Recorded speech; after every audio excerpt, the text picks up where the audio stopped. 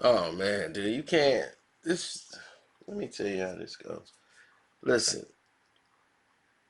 I'm from Chicago, man. In case people don't know, um, we just do things a little different. But Toronto is like the second city to us. Dudes here would take trips, drive to Toronto, go check out the Raptors game. That's how they would move. Like dudes will literally drive to Toronto from Chicago. So it was nothing. And I had dudes that I hung with that had money, like real money at the time. And when dudes get real money, legal money, they ball like it's no tomorrow, like that money's always gonna be there. So back and forth to Toronto and all this stuff and trips he paying for. They just want to live like the king. That's it. They just want people to look up to him. So when you look at the analytics of everything that's transpiring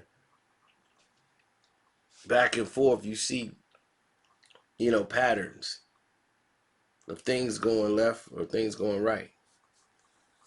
So when you start taking a look at certain aspects of what's going on in the world of business, you go, man, Toronto, man, that was a good money train because we used to always say, man, Toronto need this, Toronto need that. They go to bed too early, because y'all people didn't know clubs used to shut down at like 10 or 11 o'clock at night and stuff like that. It's like, what? Y'all can't serve liquor past this time at night? It was crazy because they never prepared for a life of like what Toronto is now. It was never like that back in the days. And we talking early 2000s and 90s. So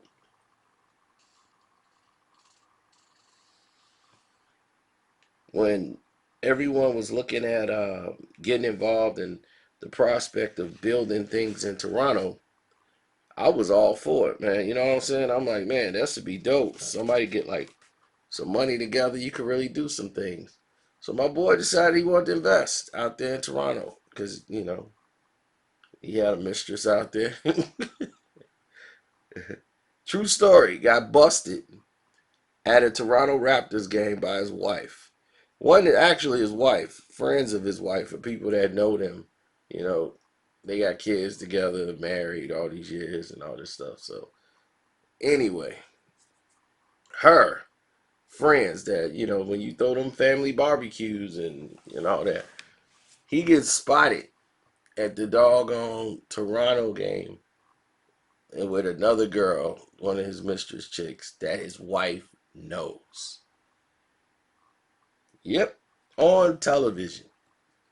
You know how they put the camera on people? The camera was on him. Cannot make this up. Now, anyway,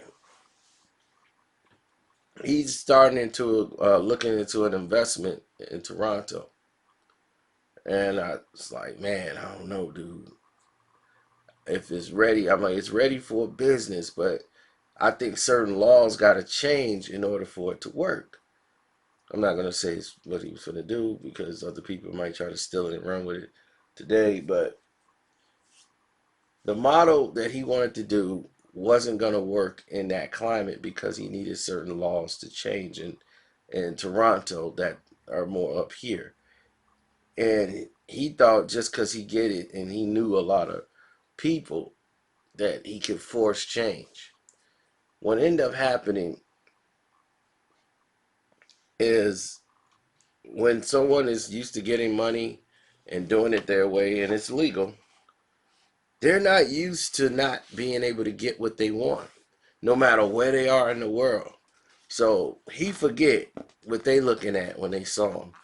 They like, you a Negro from Chicago. We've lived in Toronto all our lives. Who are you to come tell us what to do? And my whole thing is, if they had somebody more experienced in the meeting,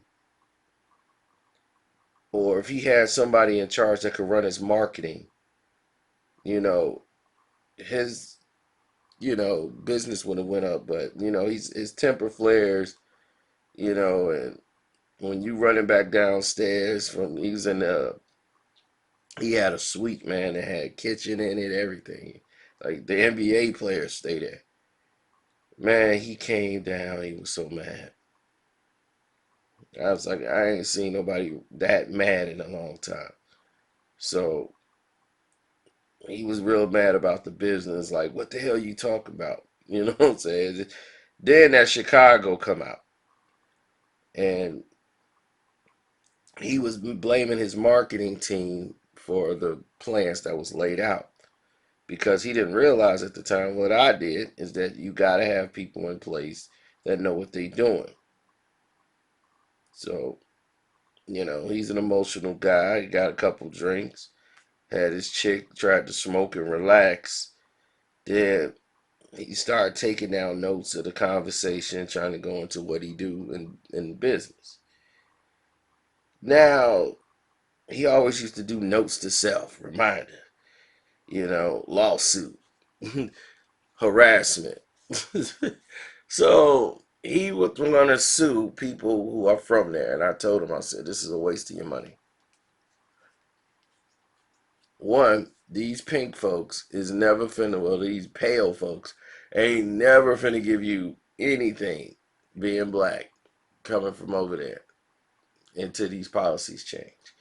You're gonna have to incorporate people that actually live here to know what's going on and know how to move and navigate through laws and everything else.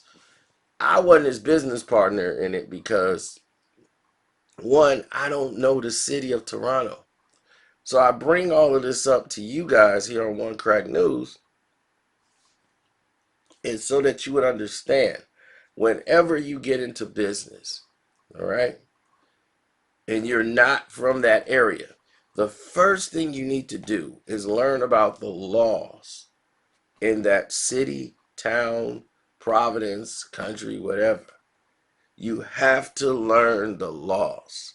If you don't know the laws, if you don't know policy, and you don't have people that are around you that can help you, you're going to make a very financial, you're going to lose so much money before you even start making it.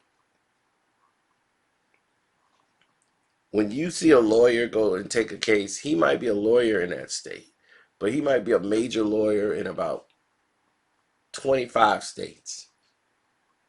But that doesn't mean he is up to date on everything in that one state. Jack of many a trades, not a master of one.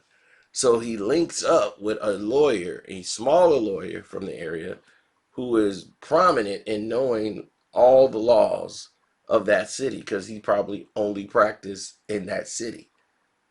So a big lawyer coming getting them to assist on a case is financially rewarding to them. Plus, their job is to know the law of that town or city. But when you're dealing with somebody who's used to having money, and their success is based on just brute aggression, like, I'm just going to will it to happen. When you try to make that your reality,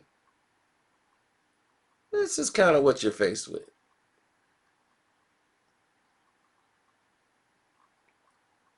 You know, this is the results of that. You lose a lot of money before you've even made any money. And he lost a lot of money trying to force the issue. Now, I'm not going to sit here and say that these people weren't racist. I'm not going to sit there and tell you that they took him seriously as a business partner and perspective of not trying to strip him of everything that he got. I'm not saying that. I'm saying that he shouldn't have sued them, or tried to go about suing them. Not saying that. There's just a way you do things. So even if they were like that and you had to go through them to get it done, you have to go about it smart. If you go into something with just pure aggression and letting emotion dictate everything, you've already lost. You've already lost. So don't forget to hit the subscribe button. Thanks for your time. I'm out.